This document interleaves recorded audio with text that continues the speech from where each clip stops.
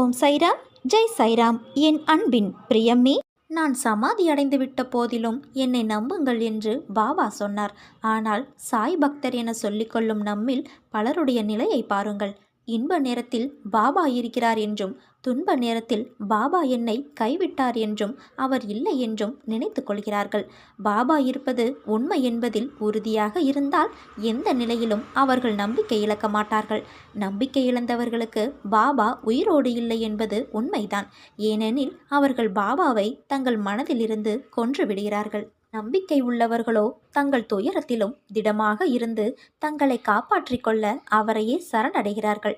நம்பிக்கை இழக்கிற நிலை எதற்காக வருகிறது என்பதை ஆராய்ந்து பார்த்தால் பாபாவின் உபதேசங்களை கடைபிடிப்பதில்லை. அவற்றை அசட்டை செய்கிறோம். மந்தமாக, உற்சாகமின்றி சோம்பேறியாய் இருக்கின்றோம். நம்பிக்கை கொண்டு பொறுமையோடு காத்திருங்கள். உங்கள் வாழ்வில் சாயப்பா விரைவில் அதிசயத்தை நிகழ்த்துவார். உன் வாழ்க்கையின் தரம் உயரப்போகிறது. நம்பிக்கையோடு சாயப்பாவை நம்பி பொறுமையோடும் காத்திருங்கள். உன் வாழ்க்கையில் நீ பயணித்த பாதையில் சந்தோஷம், நிம்மதியை விட கஷ்டமும் கண்ணீரும் இருப்பதை என்னால் உணர முடிகிறது. உன்னை தேற்றுவதற்காகத்தான் நான் இங்கு உனக்காக அனைத்தையும் சரி செய்து கொண்டிருக்கிறேன். உன் வாழ்க்கையின் சுவடுகளை நான் திருத்தி எழுத உன் கரும வினைகளுடன் போராடி கொண்டிருக்கின்றேன். அதை நீ நன்றாக உணர்கிறாய். உன் கண்ணீரை உன்னை உண்மையாக நேசித்தவர்களுக்காக சிந்து. அதில் தவறு இல்லை. உன்னை துளிக்கூட மதிக்காது ஏளனமாய் பார்ப்பவர்களுக்காக கண்ணீர் என்னும் பொக்கிசத்தை சிந்திவிடாதே. உன் மனவலியை நான் எப்படி உணராமல் இருப்பேன்? உனக்கு மனவலியை ஏற்படுத்தியதற்கு நியாயம் கேட்கிறாய். அதற்கு நான் நிச்சயம் நியாயம் வழங்கப் போகிறேன். அதுவரை நீ பொறுமையாய் நம்பிக்கையுடன் இரு. உனக்கான காலத்தை நான் உருவாக்கிவிட்டேன். இன்னும் சில நாட்களில் அதில் நீ பயணம் செய்ய போகிறாய். உன்னை கண்கலங்க விட மாட்டேன். நீ கண்கலங்கினால் என் மனம் வலிக்கிறது. உன்னை நிச்சயம் நான் செம்மைப்படுத்தி உயர்த்தப் போகிறேன். உனக்கு நான் எப்போதும் துணையிருப்பேன். நான் ஏன் இத்தனை கவலைகளையும் சோதனைகளையும் சுமந்து கொண்டே இருக்கிறேன் என்பதுதானே உன் மனக்குமுறல். உன்னை நான் நன்றாக அறிவேன். நீ எதற்கும் பயப்படாதே. உன் நிலையை நான் அறிவேன். இப்போது உள்ள நிலைக்கு ஏற்றவாறு நடந்து கொள். என்ன தேவை என்பது பிறகு பார்த்து கொள்ளலாம். முதலில் நிகழ்வு சூழ்நிலையை புரிந்து கொள். அதற்கு ஏற்றவாறு நடந்து கொள். என்றைக்குமே உன் சாயப்பாவுக்கு நீ பிள்ளைதான். எனக்கு நீ கை குழந்தைதான். ஆனால் உன் வாழ்க்கையிலும் நீ குழந்தைத்தனமாக இருக்கிறாயே. கொஞ்சம் பொறுப்பாக நடந்து கொள். கஷ்ட நஷ்டங்களை புரிந்து கொள். அதை தெரிந்து புரிந்து நட. உனக்கான நல்ல நேரம் இதோ வந்துவிட்டது. அதனால்தான் நல்ல வார்த்தைகளை நீ கேட்கிறாய். தெரிந்தவர்கள், சொந்தங்கள் உன்னை என்ன வசைப்பாடினாலும் அது உன்னை தீண்டாது. அது தீண்டவும் விடமாட்டேன். அதற்கான பலனை அவர்கள் சந்திப்பார்கள். நீ அதை காதில் வாங்காதே. உன் வீட்டு சூழ்நிலை நிச்சயமாக மாறும். உன் இப்போதைய நிலை கண்டு துவளாதே. நம்பிக்கையை இழக்காதே. கொஞ்சம் பொறுமை காத்துக்கொள். உன் சாய்தேவா எப்பொழுதும் உன்னுடன் இருப்பேன். உனக்கு அனைத்தும் நல்லதே நடக்கும். முதலில் வாழ்க்கையை நினைத்து பயப்படுவதை நிறுத்து. பயம் புத்தியை தொலைக்க வைத்துவிடும். பயம் எதிர்மறை எண்ணங்களை உருவாக்கும். அதனால் அதை உன்னிடத்தில் இருந்து துடைத்து எறி. நிச்சயமாக உன் நிலை மாறி நீ நிச்சயம் ஆனந்தமாய் வெற்றி பெற்று வாழ்வாய். நீ எனக்கு உயிராய் இருக்கும் என் அன்பு குழந்தை. வாழ்க்கையில் உனக்கு தைரியம் என்பது இல்லாமல் எதற்கெடுத்தாலும் புலம்பிக் கொண்டே இருக்கிறாய். எதற்கெடுத்தாலும் பயம். எதற்கெடுத்தாலும் இது அப்படியாகிவிடுமோ, இது இப்படியாகிவிடுமோ என்ற எதிர்மறை எண்ணம். அது உன்னை தடுமாற வைக்கிறது. பின்னை எடுக்கும் அடி தவறு இல்லை. ஆனால் அது விவேகம் மிக்க பின்னடிகள் என்றால் அதில் உன் சாதுரியம் இருக்கிறது என்று பெருமைப்படுவேன். ஆனால் நீயோ உன்னால் முடியும் என்ற விஷயத்தில் பயந்து கொண்டு தயங்கிக் கொண்டு இது வராது என்று பின்னே செல்கிறாய். அப்போது உன் தலையில் ஒரு கொட்டு வைக்கலாம் என்று எனக்கு தோன்றுகிறது. என்னால் சாதிக்க முடியும் என்ற எண்ணத்தை உனக்குள்ளேயே ஒளித்து மறைத்து வைத்திருக்கிறாய். ஒளியை வெளிக்கண்களுக்கு படாமல் மறைத்து வைக்க முடியாது. அது உள்ளேயே எரிந்து கொண்டிருந்தால் அதன் புகைச்சல்தான் உன் மன அழுத்தம். உன் ஒளி என்பது பேரொளியாய் வெளியில் சுடராக எரிய வேண்டும். அதை உனக்கு நான் உன் சாய்தேவா செய்வேன். அங்கு வெளிச்சத்தின் வெளிச்சமாய் நீ இருக்கவே சிறு சிறு இருட்டுகள் உள்ளது. அதில் உனக்கு எந்த பாதிப்பும் இல்லாமல் உன்னை நான் காப்பாற்றுவேன். மனவேதனை அடையாதே. நீ என் மடியில் அமர்ந்திருக்கும் என் செல்ல பிள்ளை. உன் தலையில் நான் நிச்சயம் மகுடத்தை சூட்டுவேன். இது உன் சாயப்பாவின் சத்திய வாக்கு. உன் கண்களுக்கு தெரியவில்லை என்பதனால் உன்னை விட்டு தூரமாய் நிற்கிறேன் என்று நினைக்கிறாய். உன் அழுகையை பார்த்துவிட்டு எப்படி நான் அப்படி நிற்பேன்? என் உயிர் அல்லவா நீ? உன் துன்பங்கள் நிலையில்லாத ஒன்று. ஆனால் அது தொடர்கிறது என்று வருந்தாதே. வாழ்க்கை பாடம் என்பது அனுபவத்திலும் துன்பத்திலும் பெறப்படுகிறது. பயம் வேண்டாம். என்னை மீறி எதுவும் உன்னை நெருங்காது. உலகத்தில் இயங்கும் அனைத்தும் எனது கட்டளைப்படி இயங்கி வருகிறது. காற்று, நீர், நிலம், நெருப்பு, ஆகாயம், ஜீவராசிகள் இப்படி அனைத்தும் எனது விடியலுக்காகவும் அசைவுகளுக்காகவும் தினமும் எனக்காக காத்து கொண்டு இருக்கிறது. நான் அசையாமல் போனால் என்னவாகும்? சற்று நினைத்துப்பார். எனக்கு அழிவு கிடையாது. நான் உனக்காகவே அவதரித்தவன். உனக்காக உன் கர்ம பலன்கள் விலக இன்றும் ஒரு நாளும் தவறாமல் தினமும் பிச்சை எடுத்து கொண்டிருக்கிறேன். உன் கஷ்டங்களையும் தேவைகளையும் எனது காலடியில் விட்டுவிடு. என்னை சரணாகதியடைந்தால் உன்னை நான் பாதுகாப்பேன். எதுவும் உன்னை நெருங்க விடமாட்டேன். உனக்கு விதிக்கப்பட்ட விதியின் சீற்றத்தால் தினமும் அவதிப்பட்டு கொண்டு இருக்கிறாய். உலகத்தையே ஆட்டி வைக்கும் வேலையை செய்யும் நான் உன்னை விடுவிக்க மாட்டேனா? என்னுடைய நேரடி பாதுகாப்பில் நீ இருக்கின்றாய். எனது பாதுகாப்பு மிகவும் வலிமை வாய்ந்த கவசமாகும். என் செல்வங்களை காப்பதற்காக வந்த சத்குரு நான். நினைத்து பார்க்க முடியாத அளவிற்கு உன்னை நான் விரைவில் உயர்த்தப் போகிறேன். காத்திரு, கலக்காதே. உன்னுடன் உன் சாய்தேவா நான் இருக்கிறேன். நீ கஷ்டப்பட்டது போதும். அனைத்தும் சரியாக போகிறது. நீ தைரியமாக இரு. உனக்கு நல்ல காலம் பிறக்கப் போகிறது. என் மீது முழுவதுமாக நம்பிக்கை வைத்தால் அப்போது உனக்கு அனைத்தையும் தந்தருள்வேன். என்னிடம் முழுமையாக சரணாகதியடைந்து அகந்தை இல்லாமல் அகங்காரம் இல்லாமல் தூய மனதோடு வேண்டியதை கேள். என்னிடம் உள்ள அனைத்தையும் நான் உனக்கு அள்ளி அள்ளி வழங்குவேன். சோதனையும் துயரங்களும் கடினமான சூழ்நிலையிலும் உன்னை சோர்ந்து உட்கார வைத்து அழகு பார்ப்பதற்காக உன்னை தேடி வருவதில்லை. அனைத்தையும் எப்படி தாங்கிக் கொண்டு இருக்கிறாய் என்பதை பரீட்சிக்கவே உன்னை தேடி வருகின்றன. இதையெல்லாம் நீ உணர்ந்தால் உனக்கு அனைத்தும் வெற்றியாகும். காலம் மாறும். நீ கடந்து கொண்டு இருக்கிற தற்போதைய நிலையை நினைத்து வேதனைப்படுகிறாய். வம்சாவளி நலனை நினைத்து தினமும் வேதனைப்படுகிறாய். இழந்து போனதை நினைத்து தினமும் வேதனைப்படுகிறாய். உன்னை பார்த்து சிரித்தவர்களை பார்த்து நீ வேதனைப்படுகிறாய். இப்படி பலதரப்பட்ட வேதனைகள் உன் வாழ்க்கையில் வருகிறது என்றால் இவைகளை நீ தாங்கிக் கொண்டு எதிர்த்து போராடி மீண்டு வந்தால்தான் பல சுகங்கள் கிடைக்கும். தினமும் உன்னை வருத்தி கொண்டு எதையாவது சாதிக்கப் போகிறாயா?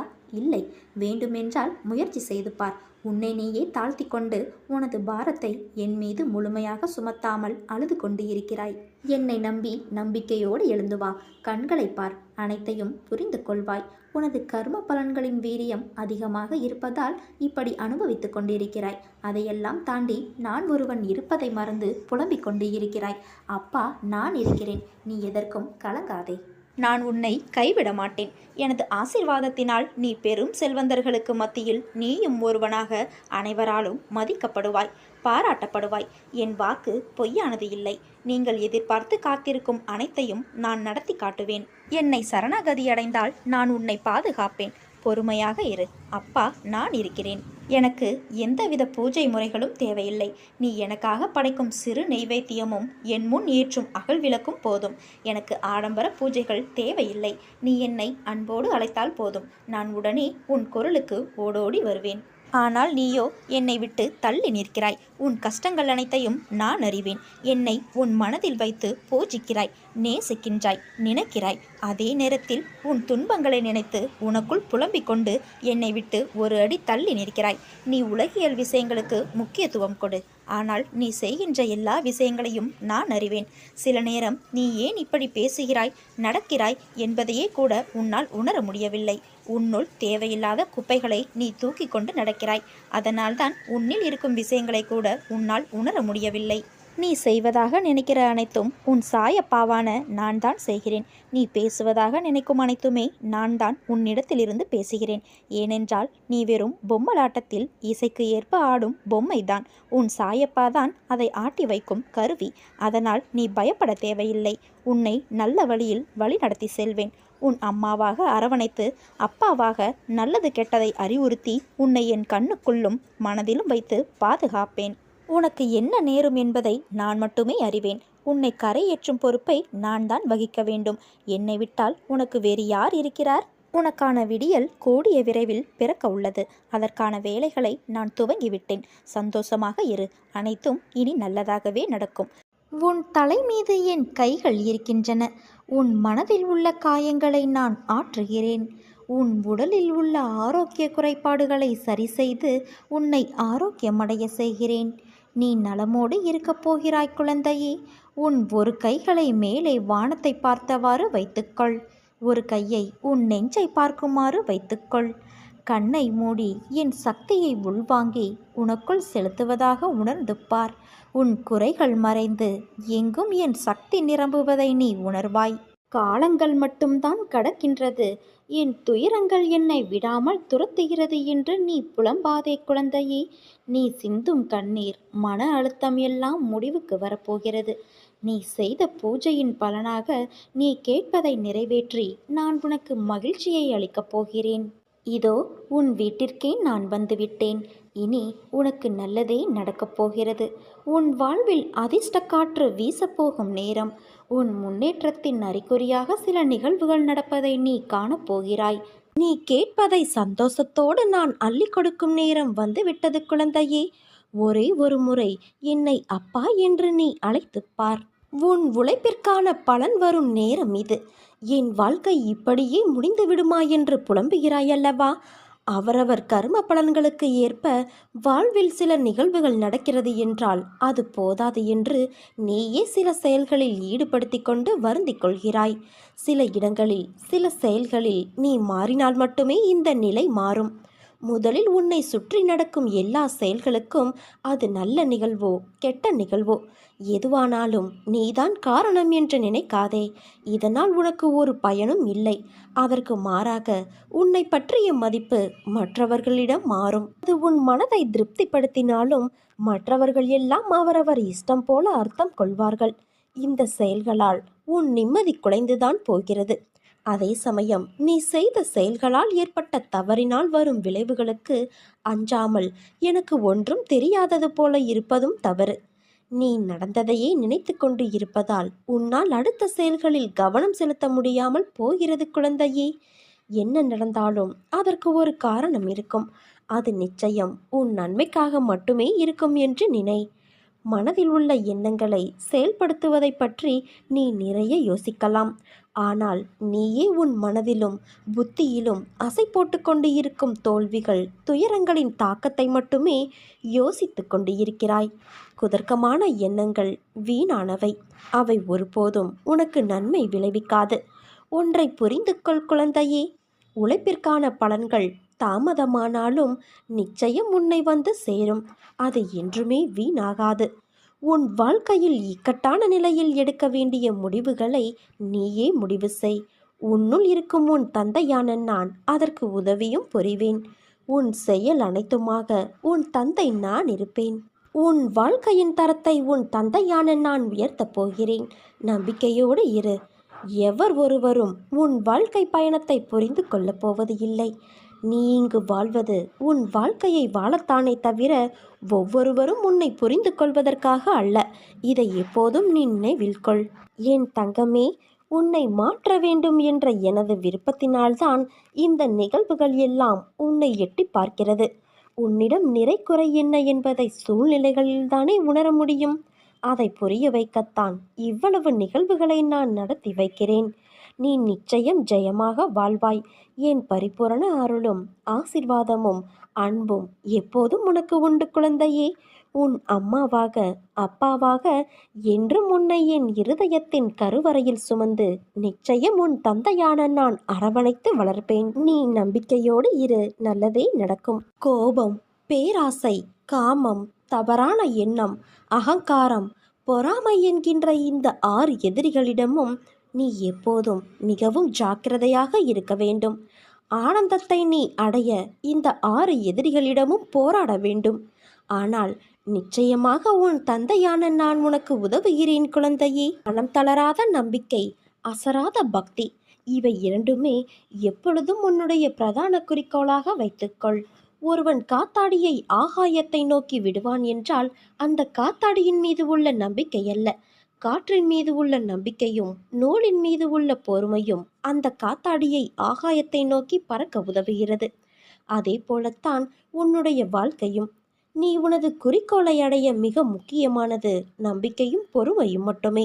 ஏற்றிவிடப்பட்ட காத்தாடி மீண்டும் தன் கையில் வர வேண்டும் என்றால் நாம் முதலில் சமாளிக்க வேண்டியது காற்றின் சீற்றத்தை தான்.